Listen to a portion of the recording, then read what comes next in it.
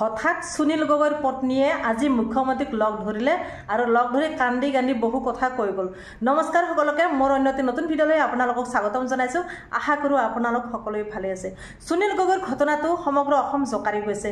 মৃত্যু হোৱা আজি এমাহে হ'ল। সুনীল গগৈৰ নাইনো হ'ল আৰু সুনীল গগৈৰ ওচৰতে, তেওঁলোকৰ ঘৰৰ ওচৰতে সেই এটা মৃতদেহ জ্বলি থকা গম পোৱা গৈছে আৰু সেই মৃতদেহটো সুনীল গগৈৰ বুলি সকলোৱে ভাবিছিল আৰু সুনীল গগৈৰ ঘৰৰ মানুহে সুনীল গগৈৰ বুলি কাজ কৰ্ম সকাম পাতি শেষ কৰিলে।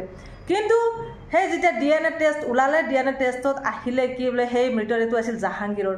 সেই ঘটনাটোৱে সমগ্ৰ অসম জকাৰি যোৱা নাই, সম্পূৰ্ণ বিপৰীত হ'ল। যাক আমি সেই মৃতদেহটো সুনীল গগৈ ভাবা গৈছিল, যদিকে সুনীল গগৈ সেই 1 তাৰিখৰ পৰা নাইনো হৈ আহি আছে।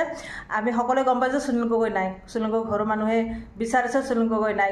সেই যদিকে সুনীল গগৈৰে কানি কাপোৰ পোৱা গৈছিল সেই মৃতদেহটোৰ ওচৰত য'ত জ্বলি থকা হৈছিল, সেয়েহে ভাবিছে যে সেই মৃতদেহটো সুনীল গগৈৰ। পিছত যেতিয়া ওলাল জাহাংগীৰৰ, কিন্তু মুণ্ডাটো নাই।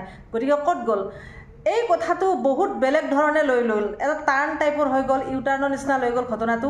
সেয়েহে অসমখন বেছিকৈ জাগৃত হ'ল। অসমত বেছিকৈ এই ঘটনাটো বেছিকৈ জকাৰিছে। ভয় হৈছে যে ছিন্নমুণ্ড নাই, আৰু ছিন্নমুণ্ডটো বিচাৰি বিচাৰি অসম আৰক্ষীয়ে সুনীল গগৈৰ ঘৰত থকা 3টা পুখুৰী সিঁচি নাইনো কৰিলে। গতিকে ছিন্নমুণ্ড ক'ত গ'ল? আৰু সুনীল গগৈৰ যদিকে ওচৰতে সেই মৃতদেহটো জ্বলাই দিয়া হৈছে কেমিকেল ঢালি পিনে। গতিকে ঘটনা বহুত ৰহস্য। সেয়েহে সুনীল গগৈক সন্দেহ কৰি পিনে সুনীল গগৈৰ ঘৰৰ পত্নী আৰু সন্তানক বাৰে বাৰে জেৰা চলাই আছিল ঢকুৱাখানা থানাত, তাৰপিছত লখিমপুৰ থানাতো আমি জেৰা চলাই দেখিলোঁ। কিন্তু সুনীল গগৈৰ পত্নীয়ে এই বিষয়ে একো নাজানে বা সন্তানেও একো নাজানে। এতিয়া যিহেতুকে জেৰা চলাই আছে বা যিহেতুকে তদন্ত চলাই আছে, CID এতিয়া বৰ্তমান তদন্ত চলাই আছে, সেয়েহে এতিয়া কোনো একো মাত পাতা নাই। আজি হঠাৎ ঢকুৱাখানা গৈছে আমাৰ মুখ্যমন্ত্ৰী, আৰু মুখ্যমন্ত্ৰী যোৱাৰ কাৰণে তাত সুনীল গগৈৰ পত্নী আহি উপস্থিত হৈছে আৰু উপস্থিত হৈ কৈছে যে হাজবেণ্ড বা স্বামী ক'ত গ'ল সুনীল গগৈ। তেতিয়া মুখ্যমন্ত্ৰীয়ে কৈছে যে সুনীল গগৈৰ পত্নীক যে তেওঁ দৰকাৰলৈ হায়দৰাবাদলৈ যাওক, তাতে যিহেতুকে ভাৰতৰ ভিতৰত এইখনে ডাঙৰ আটাইতকৈ ফৰেঞ্চিকৰ DNA টেষ্ট। গতিকে এইখনৰ ওপৰত আৰু একোৱেই নাই, আৰু সেয়েহে সেই DNA টেষ্টটো সঁচা বুলি ভাবি আমি আগবাঢ়ো কামত। গতিকে সুনীল গগৈৰ পত্নীক হায়দৰাবাদলৈ গৈ তাতে বিজ্ঞানীসকলৰ লগত আলোচনা কৰিব দিছে আৰু চাব দিছে DNA টেষ্টটো কেনেকুৱা, সঁচা নে মিছা, কি কথা। দৰকাৰ হ'লে টিকটটো মুখ্যমন্ত্ৰী কৰি দিম বুলি কৈছে।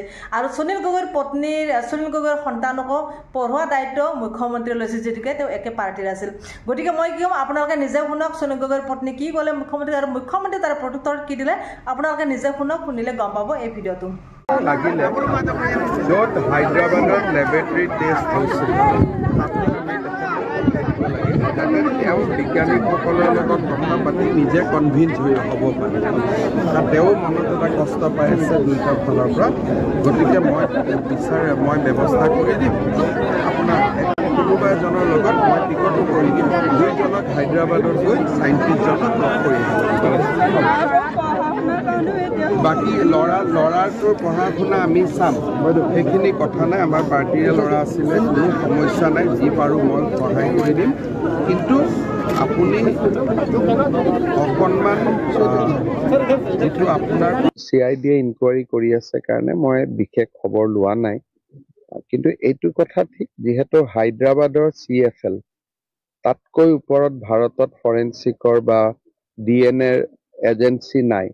গতিকে আমি হায়দৰাবাদ CFLৰ ৰিপৰ্টটোক সঁচা বুলি ভাবিয়ে আগবাঢ়িব লাগিব।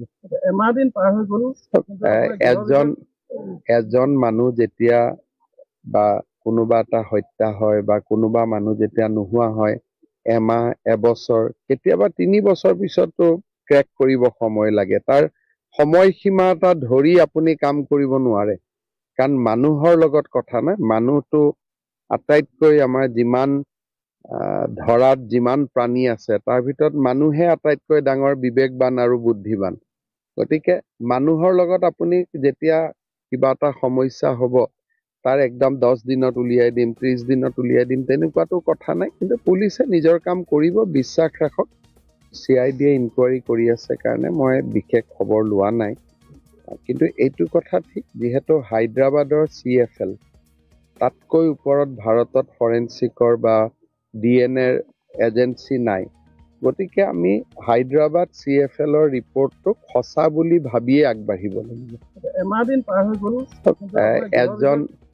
এজন মানুহ যেতিয়া বা কোনোবা এটা হত্যা হয় বা কোনোবা মানুহ যেতিয়া নোহোৱা হয়, এমাহ, এবছৰ, কেতিয়াবা 3 বছৰ পিছতো ক্ৰেক কৰিব সময় লাগে। তাৰ সময়সীমা এটা ধৰি আপুনি কাম কৰিব নোৱাৰে, কাৰণ মানুহৰ লগত কথা নাই। মানুহটো আটাইতকৈ আমাৰ যিমান ধৰাত যিমান প্ৰাণী আছে তাৰ ভিতৰত মানুহে আটাইতকৈ ডাঙৰ বিবেকবান আৰু বুদ্ধিবান। গতিকে মানুহৰ লগত আপুনি যেতিয়া কিবা আপুনি নিজে নব নব আই নব মই কৈ দিছোঁ যাতে আপোনাৰ একদম অস্থায়ী নকৰোঁ, চব স্থায়ী কৰি আই নব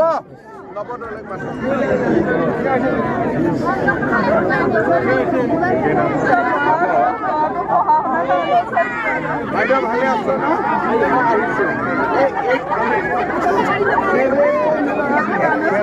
লাগিলে য'ত হায়দৰাবাদত লেবৰেটৰী টেষ্ট হৈছিল তেওঁ বিজ্ঞানীসকলৰ লগত কথা পাতি নিজে কনভিন্স হ'ব পাৰে, তেওঁ মনত এটা কষ্ট পাই আছে দুইটা ফালৰ পৰা। গতিকে মই ব্যৱস্থা কৰি দিম, আপোনাৰ কোনোবা এজনৰ লগত মই টিকটো কৰি দিম, দুইজনক হায়দৰাবাদত গৈ চাইণ্টিষ্টজনক লগ কৰি দিব।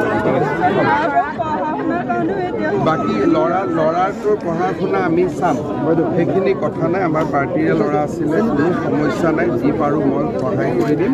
কিন্তু আপুনি অকণমান যিটো আপোনাৰ কষ্ট হৈছে সেইখিনি আমি বুজিছোঁ, কিন্তু এটা কথা যে অকণমান আমি চবেই পুলিচক সহায় কৰোঁ যাতে তদন্তটো সোনকালে হয়।